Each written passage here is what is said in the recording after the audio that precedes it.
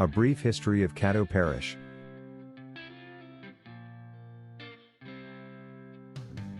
Long before the Spanish explorers made the first European contact with the Caddo Indians, the various tribes of the Caddo Nation were well established in the Red River Valley. Their subsistence depended on hunting, fishing, gathering of shellfish, nuts and fruits, and the cultivation of palm and beans in this fertile area. The Caddo occupied the land between the Sulphur and Red Rivers, in northeast Texas and in Arkansas on the Red near the juncture of the Little and the Saline Rivers. This group is eminent above all the rest and is known as Caddo proper. The Caddo tribes were peace-loving and boasted that they never killed a white man except in defense.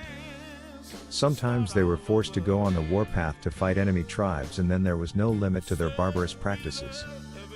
So fertile was the valley where they lived that it was not necessary for them to rove for a living. There was an abundance of wildlife such as deer, bear, raccoon, buffalo, turkey, and a plentiful supply of fish.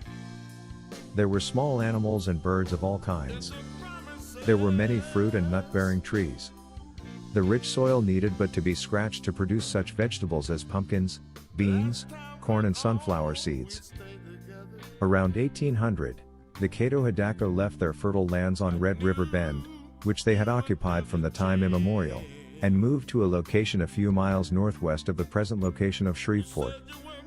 One account says the reason for the move was the constant warfare which the Osage of Arkansas waged against them.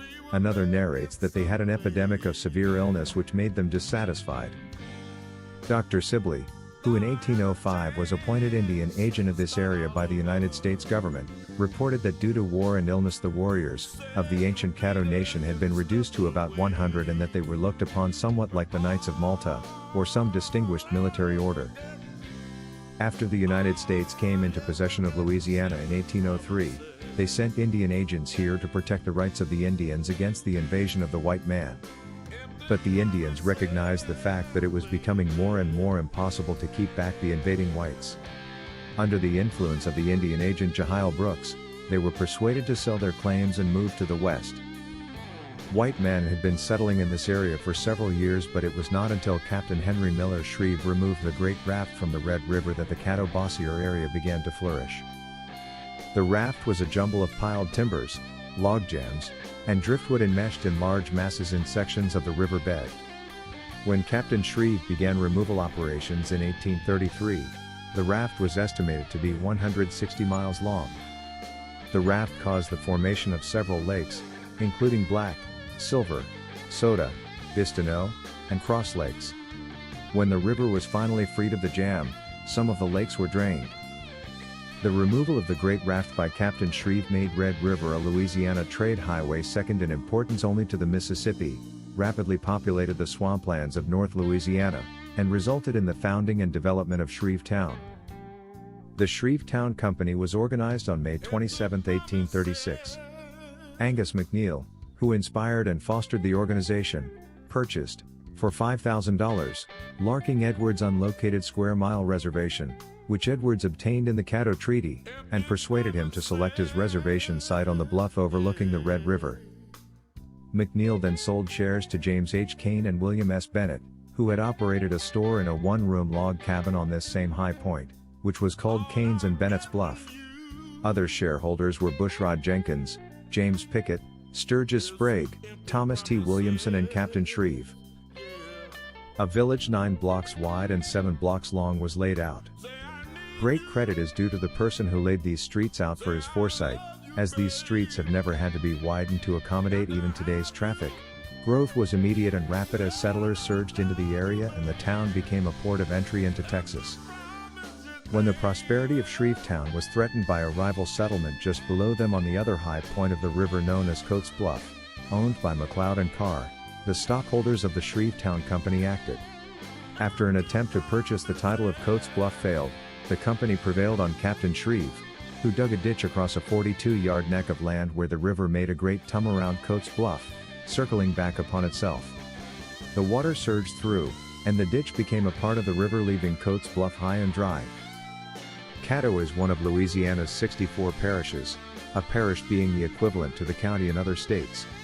Although few people realize it, there were once counties in Louisiana. In fact, they preceded parishes as political subdivisions by 2 years, and then stayed around another 40 years before passing into history. It all started in 1804 when President Thomas Jefferson appointed William C. Claiborne as governor of the newly created territory of Orleans. The president was also to select the members of the territory's governing body, the Legislative Council. The commissions, however, were sent to Claiborne in blank. This allowed the governor to handpick men of his personal choice. Being somewhat suspicious of the predominantly French population, he used his powers to change the existing political system to copy those in his home states of Virginia and Tennessee. On April 10, 1805, counties were officially created. The territory was divided into 12, none having religious names. The largest was Natchitoches County, which according to the Legislative Act was to comprehend the ecclesiastical parish of St. Francis. To say the least, this was a very vague description of the county that occupied all of northwest Louisiana. Later, Natchitoches County was defined more specifically as covering all of the state of Louisiana north of the county of Rapides and west of the county of Washita. Misspelling was common in early legislation. The correct spelling is Washita, so named for that Indian tribe. 9 complete present-day parishes, Caddo, Bossier, Bienville, Claiborne, DeSoto, Natchitoches, Red River, Sabine, and Webster, were created from the area covered by Natchitoches County. Parts of 5 others, Grant, Jackson, Lincoln, Vernon, and Wynne, also came from this county. The citizens, who were becoming miffed at Claiborne's high-handedness, were soon to have their own way. The next year, the legislature, now elected, rather than appointed, established 19 parishes.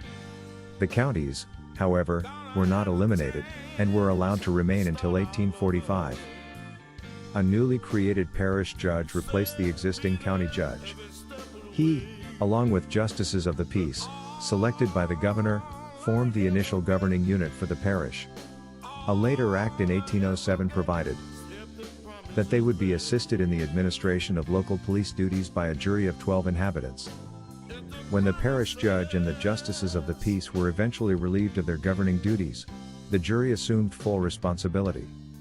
Although this body had no official name as first, it was referred to as the Police Assembly at one point in early legislation. The present-day police jury name was acquired in 1811. Statehood came in 1812 and it came in 2 steps. The original territory of Orleans became the new state of Louisiana by a congressional act of April 8. On April 14, the Florida parishes, except for Biloxi and Pascagoula parishes, which form the present-day Mississippi and Alabama Gulf coasts, were added to Louisiana subject to later ratification by the state. As settlers began to move into Texas, it was natural that northwest Louisiana would participate in this migration. By 1828, enough new people had settled in Natchitoches County to justify the creation of a new parish, Claiborne, named for the state's first governor. The new parish took in all of northern Natchitoches County east of the Red River. The area west of the Red River was still the domain of the Caddo Indians. This changed in 1835, however, when the United States purchased the land from the Caddo and opened it up to settlers. By 1838, there were enough people to justify the creation of a 3rd parish in Natchitoches County, Caddo Parish in the extreme northwestern corner of the state. The parish seat was initially at the home of Thomas Wallace on Wallace Lake, but it soon moved to Shreveport, where it has since remained. The new parish's northern boundary, the Arkansas line, and the eastern boundary, the Red River, were basically the same as they are today. To the south, though, Caddo Parish extended further than it now does. To the west, a parish line was to coincide with the boundary of the United States. This should have been a very definite line, but it was not. For centuries, Spain and France quarreled over its location. The resulting dispute was inherited by the United States when it acquired the Louisiana Purchase from France in 1803. The United States and Spain finally agreed in 1819 on a definite boundary. But before the treaty could be ratified and a joint survey made, there was a new neighbor to the west, Mexico. The United States and Mexico soon agreed to similar terms. Once again, before a joint survey could be made, there was another new neighbor to the west. This time it was the Republic of Texas. In 1837–39, the United States surveyed the area, going as far west as they felt American territory extended. Although the line was unilaterally determined, it was accepted by the settlers in the region. It was in 1841 that a joint survey of the border was finally made. The United States and Texas commissioners found the line to be about 7 miles east of what had been previously accepted. The United States, and thus Louisiana and Caddo Parish, lost a narrow strip approximately 7 miles wide and 70 miles long to Texas. That strip is now a part of Harrison, Marion, Cass, and Bowie counties, in Texas. In 1843, DeSoto and Sabine parishes were created, both taking land from Caddo. The next parish to be carved out of Caddo was Red River in 1871. 3 unrelated events took place in 1845, affecting Caddo's future. First, the legislature made major modifications in the Caddo-DeSoto boundary line. Then, the state adopted a new constitution that was based on the parish system alone. The county, as far as Louisiana was concerned, quickly passed into oblivion. Also, that year, Texas was annexed to the Union. Caddo's western border was no longer to be an international one. The Civil War came. Even with the heavy fighting in Louisiana, the parish boundaries remained stable. Caddo Parish was one of the few areas of the state to remain in Confederate hands throughout the conflict. Thus, from 1863 to 1865, the state was able to use the parish's new courthouse at Shreveport as its wartime capital. During the 19th century, Caddo's eastern border had been quiet. There had been no changes at all. The Red River did change its course frequently, but the boundary remained as it originally existed. Caddo ended up with several pockets of land east of the river while Bossier obtained similar parcels west of the river. Shreveport, though located entirely west of the Red River, lies partially in both parishes. There has been only one boundary change of consequence during the 20th century. Ironically, it was along this previously unaltered eastern boundary. As a result of litigation, the court awarded Shreve Island, which had been in Bossier, to Caddo Parish in 1927. There almost was another change, one that would have changed Caddo's status as a parish for all time. In 1873, the state was finding life under the Reconstruction government unbearable. That year, 3 northwest Louisiana parishes, Caddo, Bossier, and DeSoto, attempted to leave the state and join the neighboring state of Texas. Had the move been successful, Caddo might have become Caddo County, Texas. But it was doomed to failure. Such a step would have required, but could have never received, the approval of Louisiana's carpetbag legislature. And so, it remains today, Caddo Parish, Louisiana. The growth and prosperity of this area increased in the early years due to the availability of river transportation. As the government lands were bought up by the settlers, they were developed into large cotton plantations. These plantations necessitated the building of warehouses, stores, cotton gins and sawmills, and brought many steamboats up the river. Practically everything that came and went in the area, including news, was transported by the river boats. When the news came, in 1860, of Lincoln's election, the factionalism that had been growing between the North and the South came to a climax in this area.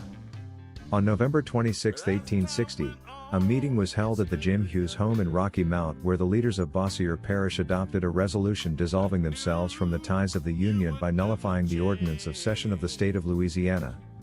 A short time later, on January 26, 1861, the state of Louisiana seceded and for a period of 2 months was a country of its own.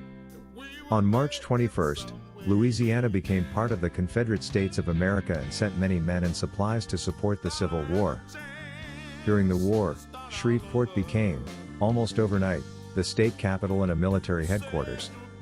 On February 23, 1863, it became the headquarters of the Department of Trans-Mississippi comprising the military districts of Louisiana, Texas, Arkansas, the Indian Territory. The early war declaration in Bossier Parish, coupled with the fact that the last surrender of arms occurred at Shreveport on the courthouse square when the remnants of the Department of Trans-Mississippi capitulated, could well mean that North Louisiana was the scene of both the sunrise and sunset of the Confederacy.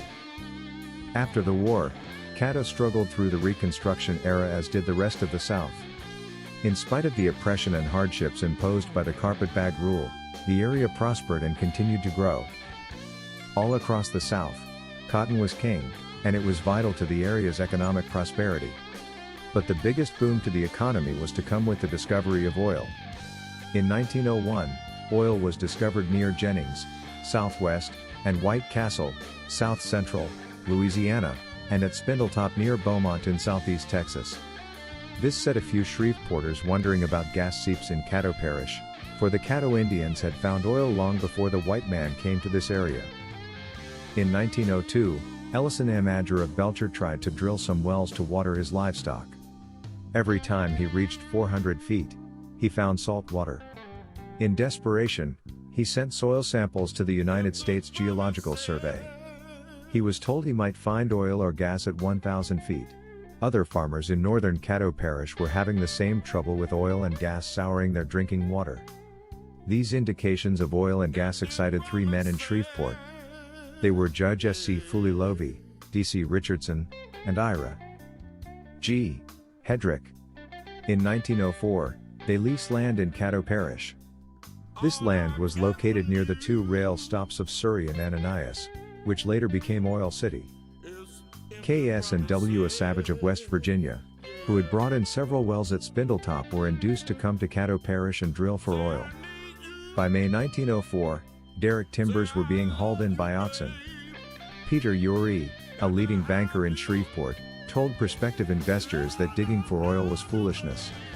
A few who did help to finance the Caddo Lake Oil and Pipeline Company No. 1, a Fenhauser, were D.C. Richardson, Sam Gray and Bill McCormick.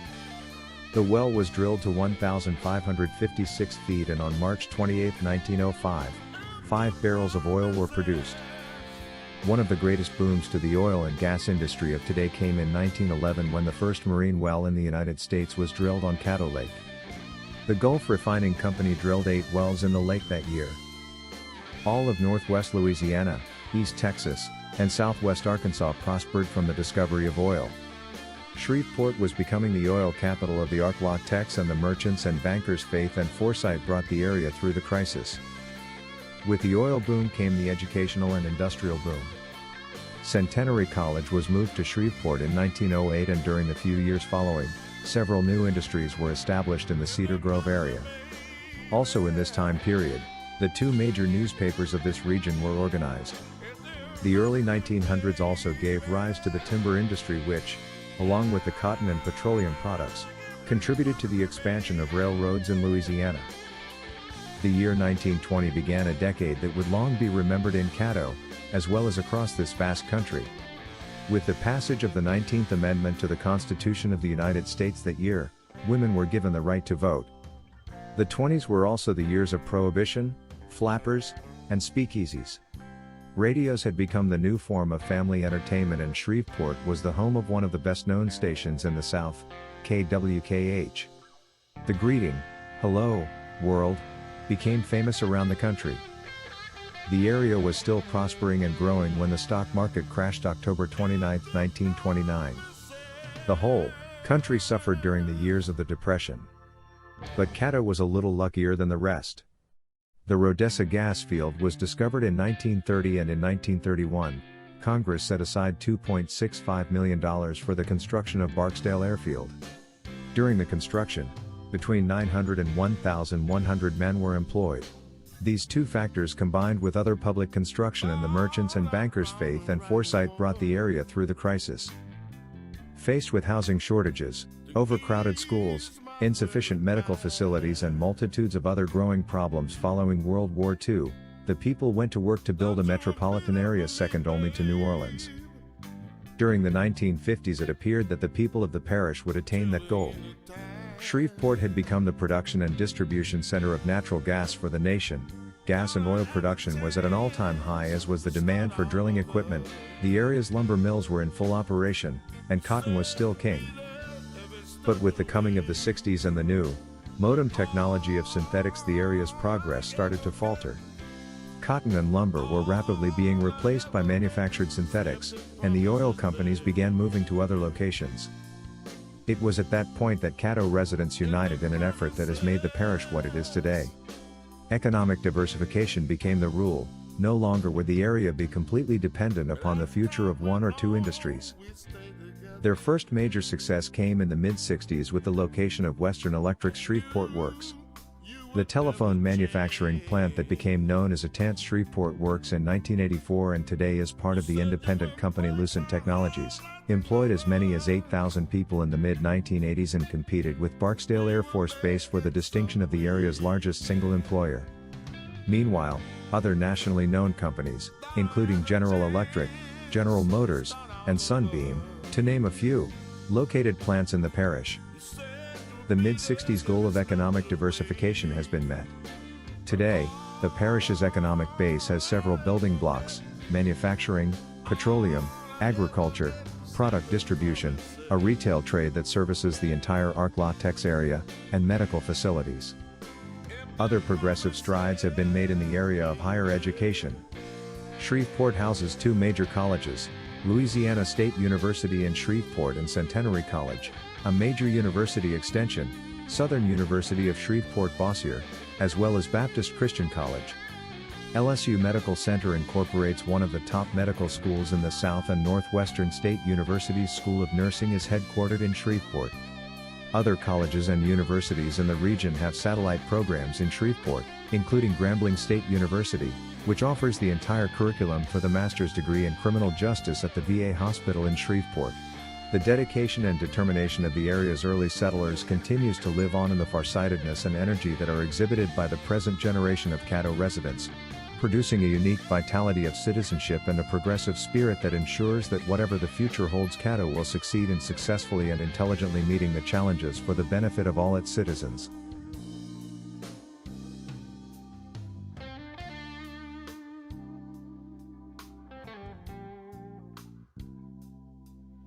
If the promises